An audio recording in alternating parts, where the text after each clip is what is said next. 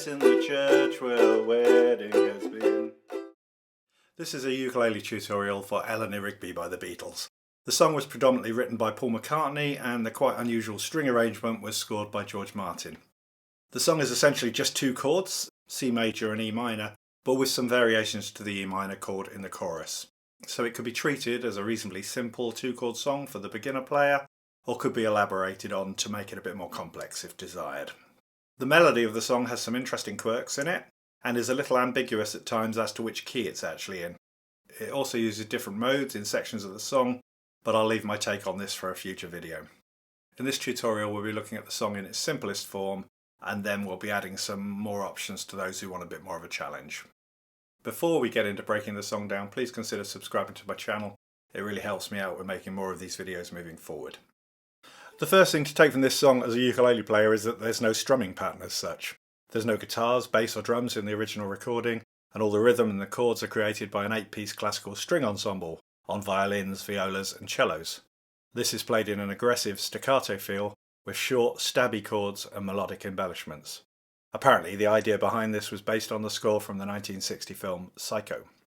Really, the only ways to achieve this feel on the ukulele are by either playing bar chords and damping the strings after each strum with the fretting hand. We do this by only pressing down the chord shape for the moment that you actually strum, and then relaxing your left hand or fretting hand immediately after the strum, so that you're still touching the strings, but you're not pushing them down, like so. So I'm effectively squeezing the chord down at the same time as I'm strumming with my right hand, and then immediately releasing the tension on the strings. So.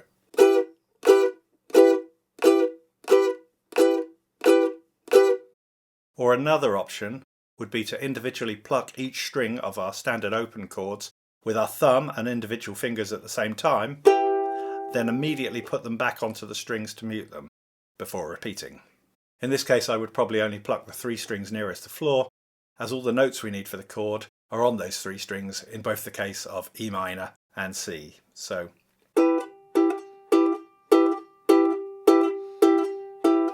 Personally, if I was using this plucking method, I would generally also use the left or fretting hand damping at the same time.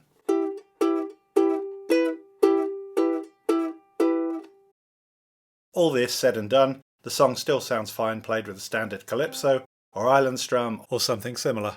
You may also want to mix things up a little bit for different parts of the song, for example playing more staccato in the verses and then having a more flowing strum pattern in the chorus, etc. So let's have a look at the form of the song. The song starts with what I would consider as the bridge of the song, as this only appears in the song once again after the second chorus, in the usual place that a bridge or a middle 8 would be. My guess is they decided to add this to the beginning of the song later in the recording process. The bridge is 8 bars long, 2 lines of 4 bars, and the chords are 2 bars of C and then 2 bars of E minor.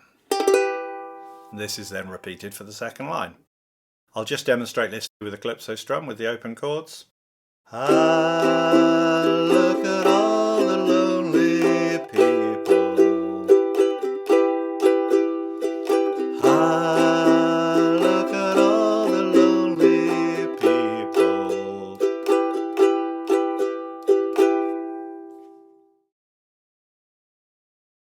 Then we get to the verse of the song, and the form of the verse is a little unusual in that each line is 5 bars long, so 10 bars for the whole verse.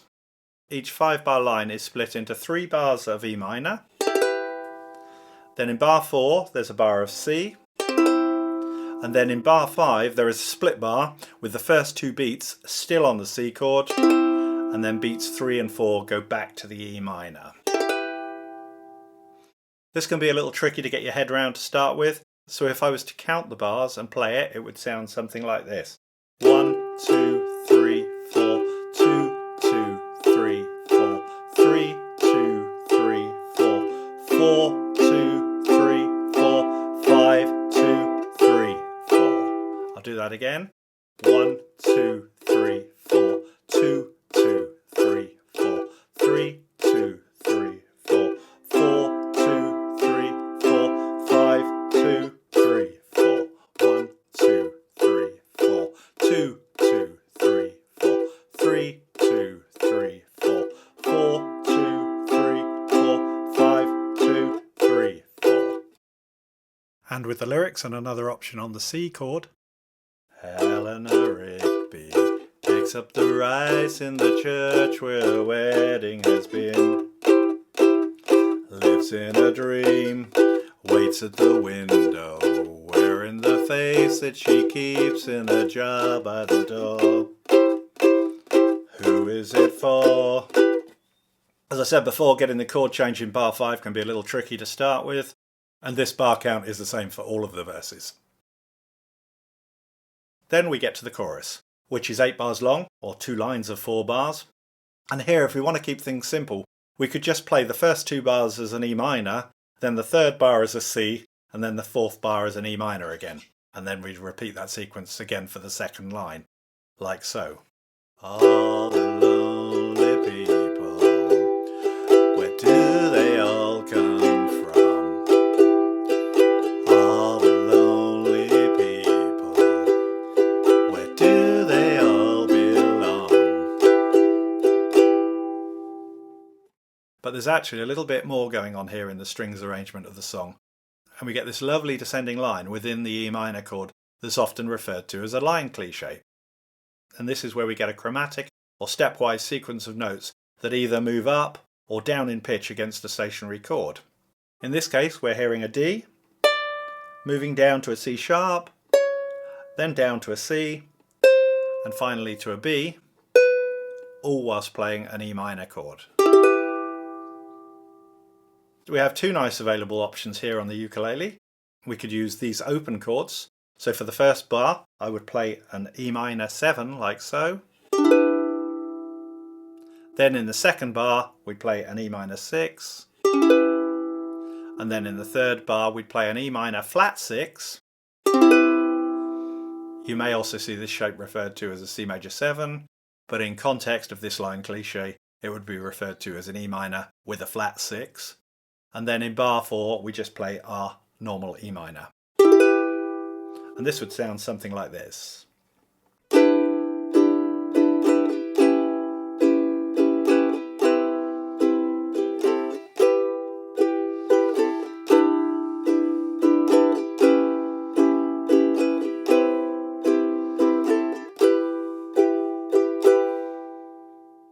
And here we have the line cliche moving down on the C string,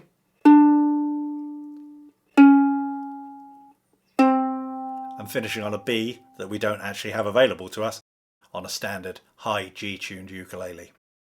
So with the lyrics, the whole chorus would sound something like this. All the lonely people, where do they all come from?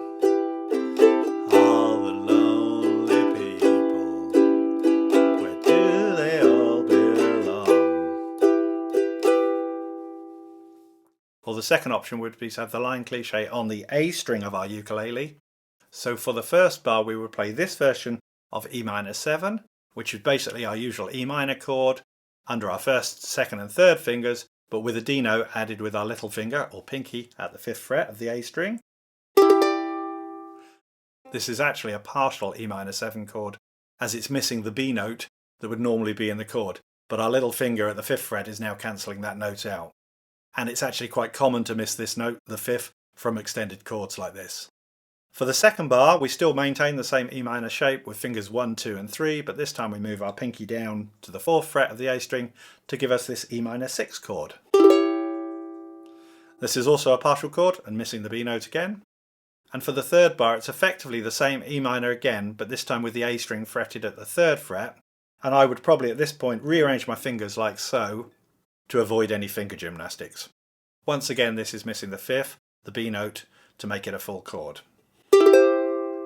And finally in bar 4 we just play a normal E minor again, which finally has that B note back in the chord and completes the line cliche. So without the lyrics, this version would sound something like this.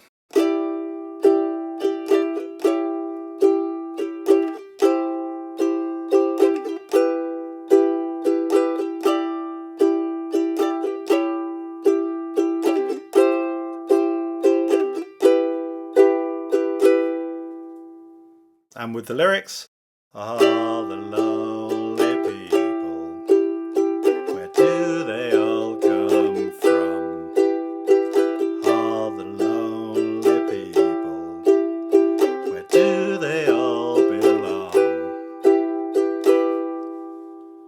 and sometimes I like to mix up both of these options for the chorus and play the lower version for the first line and then the higher version in the second line. So, all the lonely people, where do they all come from? All the lonely people, where do they all belong? So please feel free to experiment with whatever sounds and feels best for you. So we now have all three parts that we need to play the song: the verse, the chorus and the bridge.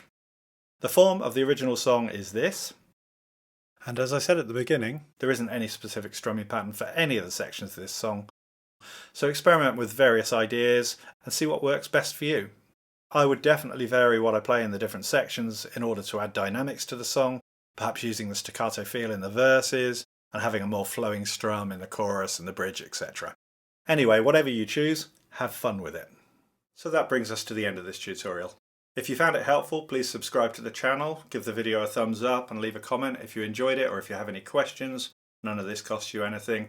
If you'd like a PDF of the full lead sheet of the song with the lyrics and the chord shapes, buy me a coffee, see how to do so in the link below, and I'll email a copy over to you. Thanks for watching and bye for now.